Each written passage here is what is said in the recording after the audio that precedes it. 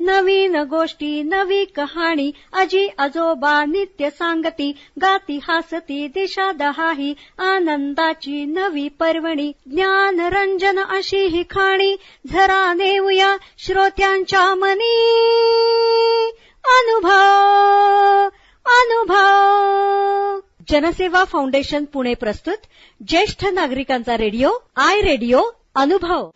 राष्ट्रीय समाज रक्षा संस्था, सामाजिक न्याय व सबलीकरण मंत्रालय, भारत सरकार, मीडिया फॉर कम्युनिटी फाउंडेशन पुरस्कृत ज्येष्ठ नागरिकांसाठीचा आय रेडिओ अनुभव. प्रकल्प समन्वयक डॉक्टर आर श्रीधर आणि आलोक वर्मा. रेडिओ समन्वयक पूजा मुरादा, कौशल्या आणि साई सुधा. ज्येष्ठ नागरिकांच्या समस्या, प्रश्न आणि मार्गदर्शन यासाठी टोल फ्री एल्डर लाईन क्रमांक 14567 म्हणजेच 14567 यावर सकाळी 8 ते रात्री 8 या दरम्यान संपर्क साधावा. आमचा टोल फ्री क्रमांक पुन्हा एकदा ऐका.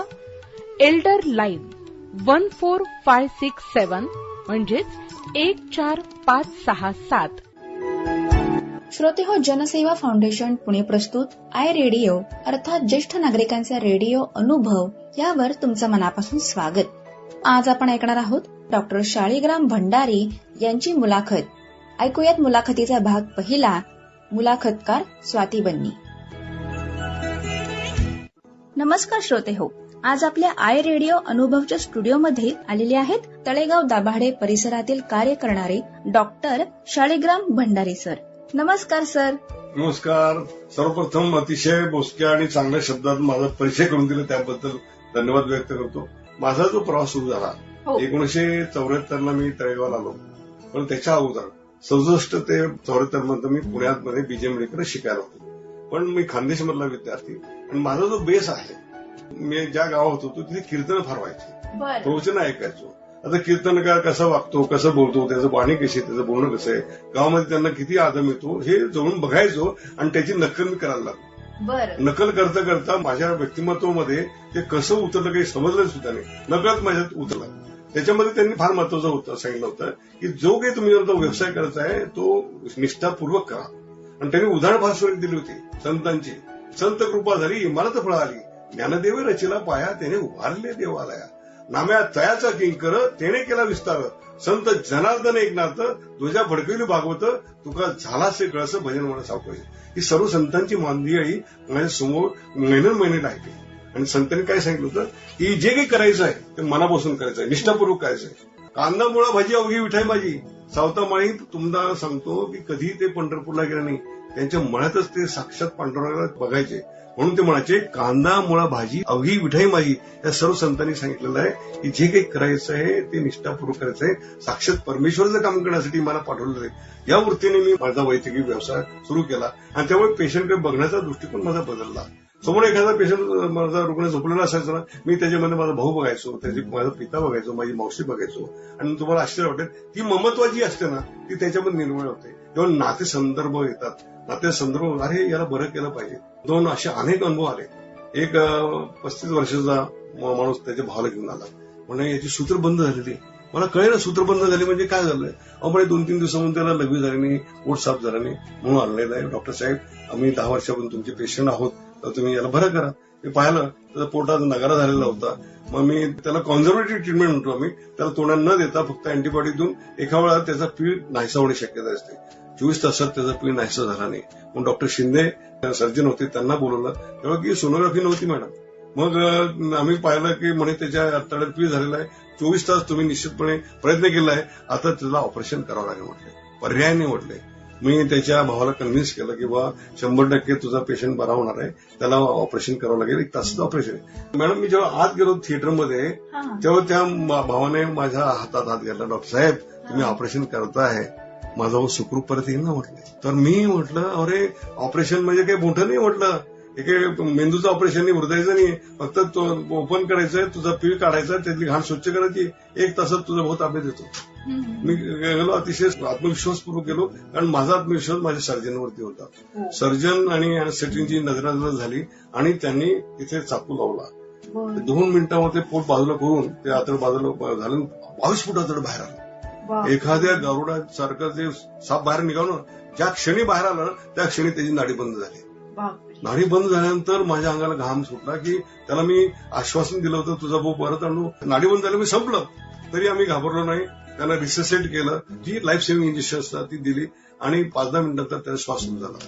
पण मला इतका घाम उडला पण 5-10 मिनिटांतर परत ऑपरेशन सुरू झालं. इतकं सिंपल ऑपरेशन होतं. त्याने संपूर्ण आतड बाहेर काढलं, स्वच्छ एखादं धुळं पिळगाव ना स्वच्छ केलं, पाणी कसं घाण बाहेर काढली आणि व्यवस्थित रचून दिलं. निसर्ग असा असतो की जसं आपण टाकतो बरोबर ते आतड जाऊन बसतो. 1 तासाच्या ठिकाणी 1.5 तास लागला. 1.5 तासानंतर पेशंट बाहेर आला. पण माझ्या जीवात जीव नव्हता, कारण किती वेळ त्याचं ऑक्सिजन बंद होतं माहित नव्हतं. जर 1-2 मिनिटांच्या वरती ऑक्सिजन बंद झाला आता मेंदू काम करत नाही मॅडम. मला असं वाटतं जोपर्यंत शुद्धीवर येत नाही तोपर्यंत खात्री नाही. 7 तासानंतर शुद्धीवर आला. मी पहिला प्रश्न त्याला विचारला तू कुठे आहे, तर तो काही बोलायला तयार नव्हता. त्याने डोळे फक्त छाताकडे बघितले. म्हटलं परत विचारलं अरे मी कोण आहे. तो हसला मॅडम. तो म्हटला भंडारा डॉक्टर. याचा अर्थ ते ओरिएंटेशन आलं होतं, त्याने ओळखलं होतं. मला बरं वाटलं की आता याच्या मेंदूवर काही परिणाम झाला नाही. आणखी 12 तासात 24 तासात बरं होईल. म्हणून 24 तास झाले तरी त्याची सूत्र सुरू झाले नाही. माझा जीव परत खालीवर व्हायला लागला. 3 दिवस झालेले होते ऑपरेशन. 1 दिवस सुद्धा सूत्र नाही. 4था दिवस झाला. बाहेर सुरुवातीला 5 माणसं होती, आता 50 माणसं. ऑपरेशन झाल्यानंतर सुद्धा पेशंटचं पोट खाली होत नाही, सूत्र चालू होत नाही, चिंताग्रस्त होते. शेवटी परत मी डॉक्टर शिंदेना बोलवलं. ते म्हटलं परत त्याचं ओपन करावं लागेल. म्हटलं पोट मला सर्व ते दिसायला लागलं डोळ्यासमोर. आणि 5व्या दिवशी जेव्हा सकाळी मी उतरलो आमच्याकडे धन्वंतरीची मूर्ती आहे त्याच्याकडे नमस्कार केला आणि आमच्या सिस्टरनं म्हटलं तो सूत्र बंद झालेला पेशंट आत घ्या म्हटलं. म्हणजे नवीन पेशंट आलाय का. म्हटलं सिस्टर थट्ट काय करताय. म्हटलं हा 5 दिवसांना बघतोय. म्हणजे डॉक्टर साहेब खरं सांगू का म्हटलंय नवीन पेशंट कोणी आला नाही म्हटलंय. पण हा पेशंट सकाळी गेला त्याला संडास झाली ते लगेच सुरू झाली म्हटले. मग मी त्या सूत्रधाराकडे बघितलं. सूत्रधार बाबा तू खरा तूच आहे म्हटलं. परमेश्वराने वाचवलं असेल माझा हरित देईल पल्यावर असं नाही. आम्ही प्रयत्नपूर्वक आमचे प्रयत्न करत होतो. साक्षात परमेश्वराने सूत्र चालू केले होते. हा मुद्दाम तुम्हाला हा अनुभव का सांगितला की वैद्यकीय क्षेत्र निश्चितपणे एक लिमिटेशन असतात. पण शेवटी वाचवणं न वाचवणं परमेश्वराच्या हाती असतं. त्याच्यावर माझा गाढ विश्वास आहे. असे अनेक प्रसंग आहेत. परंतु काही जे साधे प्रसंग आहेत ते सुद्धा सांगावेसे वाटतात. माणसाचा मनोव्यापार कसा असतो. माझ्याकडे एक पेशंट आला त्याला खोकला येत होता. 4 महिने खोकला थांबायला तयार नाही. त्याची मुलगी आमच्याकडे रिसेप्शन काम करत होती. म्हणले बाबांना खोकला होतोय. आम्ही सर्व तपासण्या केल्या, एक्सरे काढले, सिटी स्कॅन केलं, पण रोग निदान होत नाही. म्हणून मी बोलवलं त्यांना. म्हटलं बाबा काय होतंय. मग आम्ही सर्व तपासण्या करून जर रोग निदान होत नाही मला लक्षात आलं की आम्ही म्हणतो सायकोसोमॅटिक डिसीज.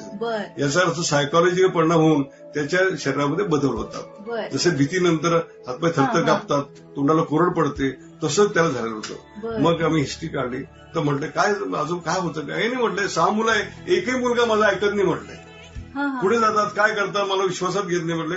मला असं वाटतं की अडगळीत ठेवलेल्या फर्निचर सारखी माझी परिस्थिती झाली म्हटले. त्यांनी त्यांचं दुःख ओकले. नंतर आमच्या लक्षात आलं याचं दुखणं कुठे आहे, या बाबांचं दुखणं कुठे आहे.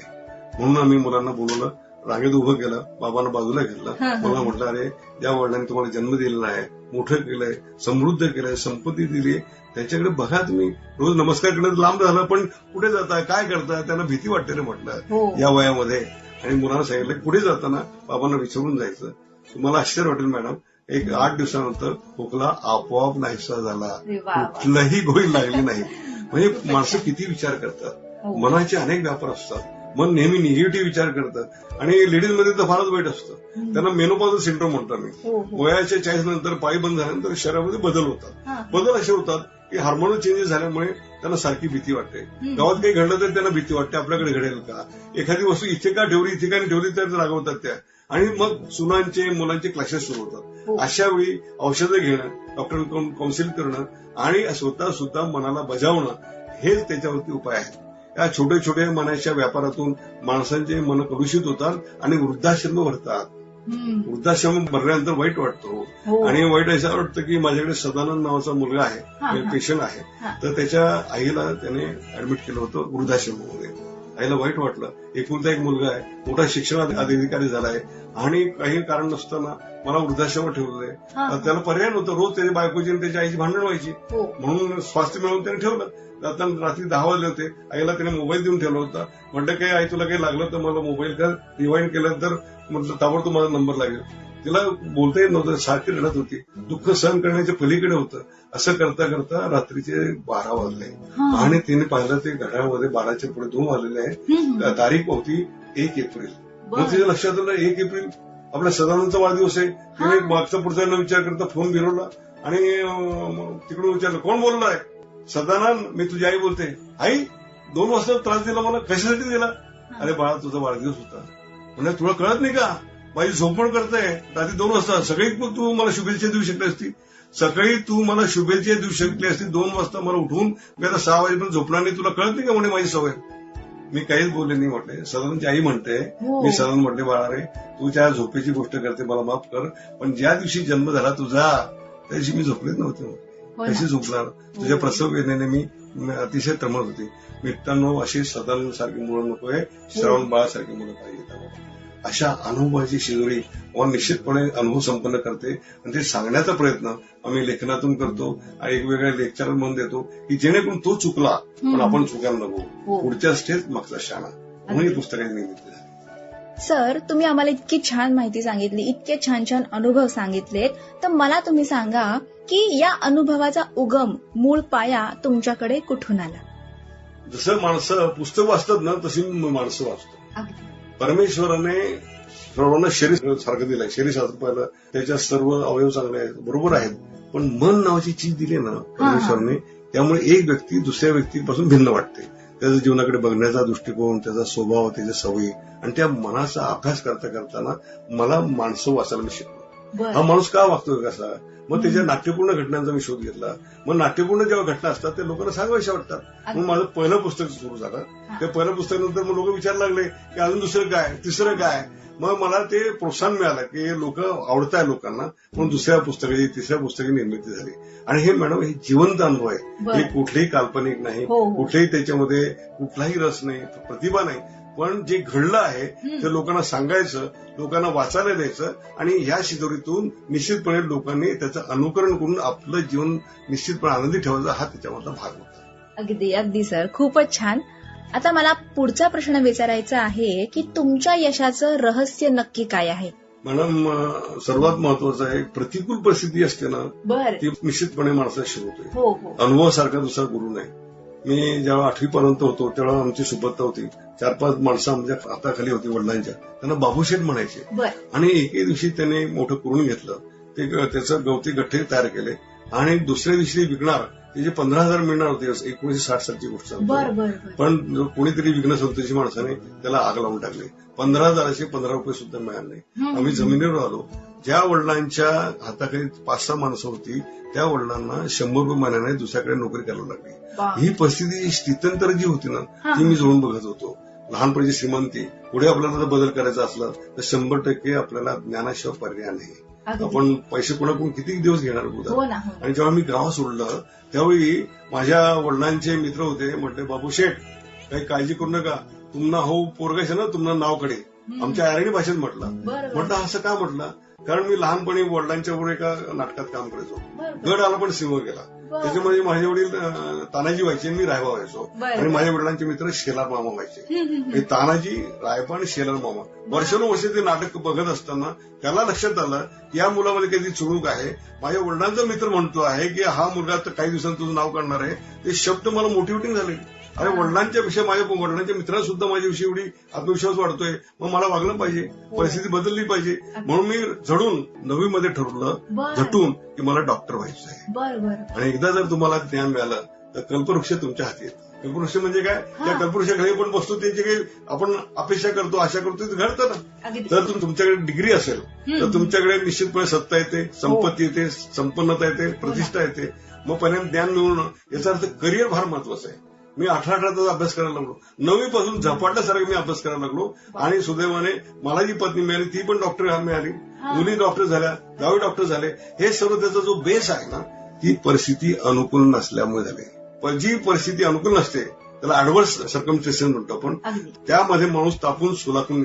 मूर्ति पूजनीय है इसलिए नहीं कि उसमें देवता है. मूर्ति पूजनीय है इसलिए नहीं कि उसमें देवता है, अपितु उसमें तराशे जाने का दर्द सा है. अरे वा, टाकीचे घाव सोसल्याशिवाय देव पण येत नाही. अगदी आणि मी तर ही संधी समजतोय, जर प्रतिकूल परिस्थिती नसती तर मी एखादा दुकानदार झाला असतो, एखादा व्यापारी झाला असतो. पण परिस्थितीला तोंड देण्यासाठी कुठलेही आपल्या बाजारामध्ये क्रेडिट नाही, 100 रुपये सुद्धा कोणी आपल्याला उधार देऊ शकत नाही. तर असं ज्ञान मिळूया की त्या ज्ञानाच्या जीवावरती कल्पवृक्ष आपल्या दारी येईल. आणि मित्रांनो, मला सांगायचा आनंद वाटतं की तसंच घडलं. Try to visualise what you want to achieve. जे मिळवायचं ते स्वप्न बघा तुम्ही, आणि स्वप्न बघितल्यानंतर स्वप्न प्रमाणे संपन्न होतात, साकार होतात. कारण तुमची स्वतःची ताकद एक्सलन्स करण्याची ताकद वाढते. परमेश्वर तुम्हाला मदत करतो. अगदी तुम्हाला आश्चर्य वाटेल, जसं तुम्ही विचार करता तसं घडतं.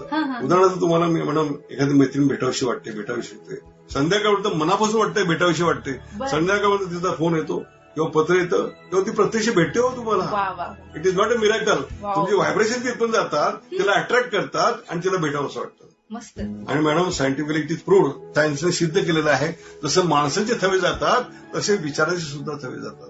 कल्पना करा, तुम्ही वरती मजल्यावर उभ्या आणि माणसं दिसतात, 5 माणसं 10 माणसाचा घोळका जातोय, तसाच विचारांचा सुद्धा थवा जातो. हे शास्त्रीयदृष्ट्या प्रूव्ह केलेलं आहे. आणि म्हणून जसं तुम्ही विचार करता तसंच घडतं. मांजर अडवी गेली तर काम होणार नाही, 100% होणार नाही. पण मांजर अडवी गेली तरी काम होणार आहे, 100% होणार आहे. म्हणून म्हणतो ना, वास्तू तथास्तु. ज्या वास्तूमध्ये तुम्ही चांगले विचार करतात त्या वास्तूमध्ये तसं घडतं. विचारांची दिशा बदला, तुमचं आयुष्य बदलून जाईल. अगदी सर, खूपच छान आम्हाला माहिती तुम्ही सांगितलेली आहे. आणि आमचे श्रोते अगदी उत्सुकतेने कान लावून तुमचं हे सगळं ऐकत असतील आणि ते सुद्धा आपल्या जीवनामध्ये हे सगळं घडवून आणतील. प्रत्येक दिवस आपली सकाळ वाटली पाहिजे. म्हणून परमेश्वर त्यांनी प्रार्थना करतोय, भैया कदम ऐसे रखो की निशान बन जाए, कदम ऐसे रखो की निशान बन जाए, काम ऐसा करो कि आपकी पहचान बन जाए, काम ऐसा करो कि आपकी पहचान बन जाए, और जिंदगी ऐसी जियो कि लोगों के लिए मिसाल बन जाए, मिसाल बन जाए. ही जर प्रार्थना करून माझ्या शब्दांना विराम देतो. धन्यवाद. श्रोते हो, आत्ताच आपण तळेगाव दाभाडे परिसरातील कार्य करणारे डॉक्टर शाळीग्राम भंडारी यांच्या मुलाखतीचा भाग पहिला ऐकलात. मुलाखतकार स्वाती बन्नी. अशाच कार्यक्रमांसाठी ऐकत रहा जनसेवा फाउंडेशन पुणे प्रस्तुत आय रेडिओ, अर्थात ज्येष्ठ नागरिकांचा रेडिओ अनुभव आय रेडिओ. राष्ट्रीय समाज रक्षा संस्था, सामाजिक न्याय व सबलीकरण मंत्रालय, भारत सरकार, मीडिया फॉर कम्युनिटी फाउंडेशन पुरस्कृत ज्येष्ठ नागरिकांसाठीचा आय रेडिओ अनुभव. प्रकल्प समन्वयक डॉक्टर आर श्रीधर आणि अलोक वर्मा. रेडिओ समन्वयक पूजा मुरादा, कौशल्या आणि साई सुधा. ज्येष्ठ नागरिकांच्या समस्या, प्रश्न आणि मार्गदर्शन यासाठी टोल फ्री एल्डर लाईन क्रमांक 14567 म्हणजेच 14567 यावर सकाळी 8 ते रात्री 8 या दरम्यान संपर्क साधावा. आमचा टोल फ्री क्रमांक पुन्हा एकदा ऐका, एल्डर लाईन 14567 म्हणजेच 14567. नवीन गोष्टी नवी कहाणी आजी आजोबा नित्य सांगती, गाती हासती दिशा दहाही, आनंदाची नवी पर्वणी, ज्ञान रंजन अशी ही खाणी, झरा नेऊया श्रोत्यांच्या मनी, अनुभव अनुभव. जनसेवा फाउंडेशन पुणे प्रस्तुत ज्येष्ठ नागरिकांचा रेडिओ आय रेडिओ अनुभव.